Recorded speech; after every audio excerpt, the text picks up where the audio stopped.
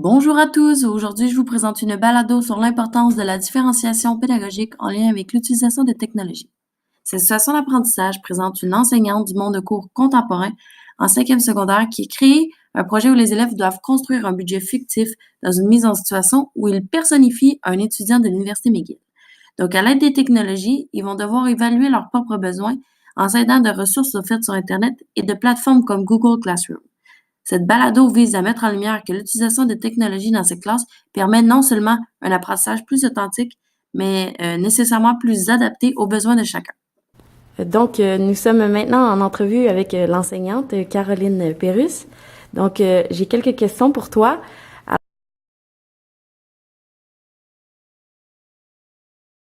Lire tout ça parce qu'on sait que les jeunes d'aujourd'hui sont tellement confrontés avec les médias, regarder des vidéos sur YouTube, tout ça. Donc, c'est plus facile quand on utilise les technologies de l'information, avoir de la différenciation pédagogique, peut être plus intéressant pour qu'ils travaillent en classe et non juste qu'ils perdent leur temps. On va dire ça comme ça.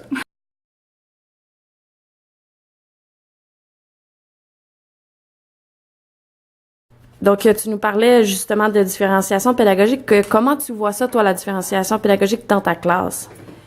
Je trouve que c'est vraiment bien parce que ça aide les plus forts puis les plus faibles. Parce que les plus forts peuvent aller plus loin, puis les plus faibles peuvent aller chercher les compétences de base à acquérir, à être plus encadrés. Parce que tout le monde travaille en même temps, puis avec la technologie, ils ne vont pas nécessairement au même rythme.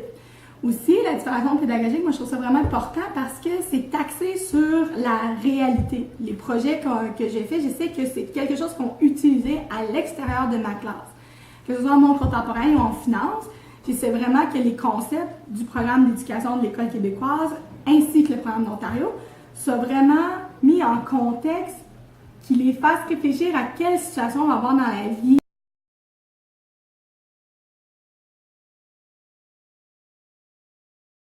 Vous faites des apprentissages différents. Par exemple, vous avez magasiné plus les produits cosmétiques, il y en a d'autres qui ont... Exactement. Okay. Tu réalises aussi que les gars et les filles n'ont pas les mêmes besoins dans la vraie vie. Puis aussi de voir qu'il faut couper peut-être dans nos besoins. Comme moi, dans toute la classe, je sais qu'il y a eu l'épicerie la moins chère. C'est étonnant. Mais non, c'est juste vraiment ça nous aide. Comme il y a un site, Rebix, ça s'appelle. J'ai été chercher, j'ai passé gros du temps pour trouver des moyens de sauver l'argent. Ça a vraiment marché. Mon objectif en différenciation pédagogique, c'est vraiment de les laisser aller au départ pour qu'ils trouvent en fait certaines informations, puis je fais un retour avec eux sur qu'est-ce qui est important, qu'est-ce qui n'est pas important, est-ce que vous avez assez d'argent ou comment vous allez planifier ça, puis on budget. Donc, chaque budget est totalement différent. Avec la différenciation pédagogique, c'est facile avec l'application Google Classroom, puis aussi avec un tableau que moi, je suis toujours qu'est-ce qu'ils ont pas. Parfois, ils reçoivent des cadeaux. Donc, tout ça fait en fait que la compétence du programme de formation est appliquée dans une situation réelle.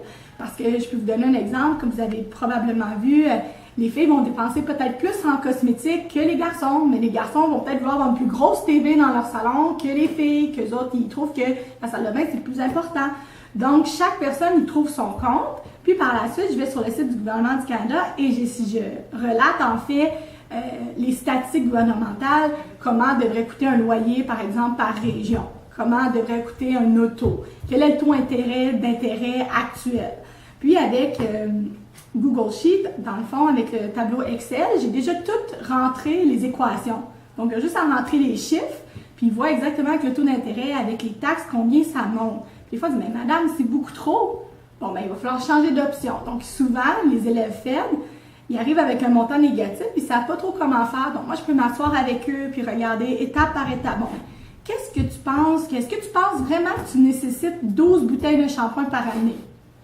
Là, combien de fois tu te laves les cheveux? Puis là, on regarde un petit peu, puis on essaie d'ajuster le budget. Tandis que les élèves très, très forts vont pouvoir aller justement décorer une pièce, par exemple, ou aller chercher des informations sur des assurances, comment ça coûterait, aller voir un peu plus loin. Donc, c'est ce qu'on fait dans ce cours-là.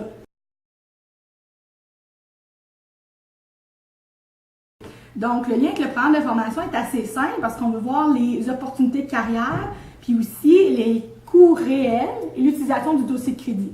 Donc, ce qu'on fait, je les mets présentement en situation qu'ils vont travailler l'été avec le salaire minimum, qu'est-ce qu'ils vont avoir d'argent. Je leur donne aussi une épargne, de l'argent donné par leurs parents, mais un montant très, très, très minime. Puis je leur demande de faire, par exemple, une liste d'épicerie. Ça va coûter combien environ une semaine? C'est quoi qu'on doit manger quand on est à l'épicerie?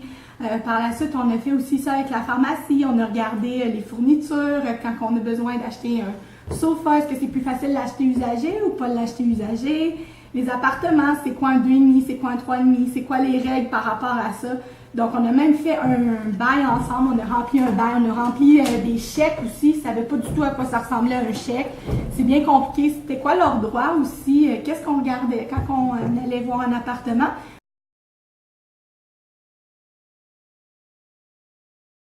Si l'objectif de l'école, je pense, c'est d'aider les élèves à être prêts pour demain, en fait. C'est ce que je veux dire comme ça, pour l'avenir. Donc ça, c'est un projet qui permet à les préparer pour l'avenir, à les conscientiser que le coût de la vie est vraiment élevé. Le commentaire des élèves est tout le temps, pour une fois, c'est quelque chose d'utile qu'on apprend à l'école puis que ça va nous servir plus tard.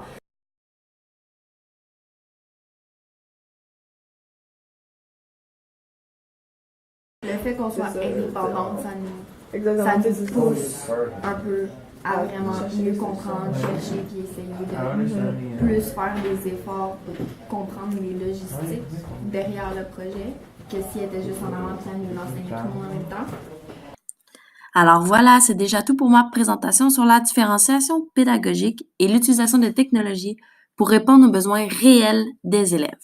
Donc j'espère avoir bien cerné les avantages de cette approche pour l'apprentissage des élèves ainsi que pour leur motivation à apprendre.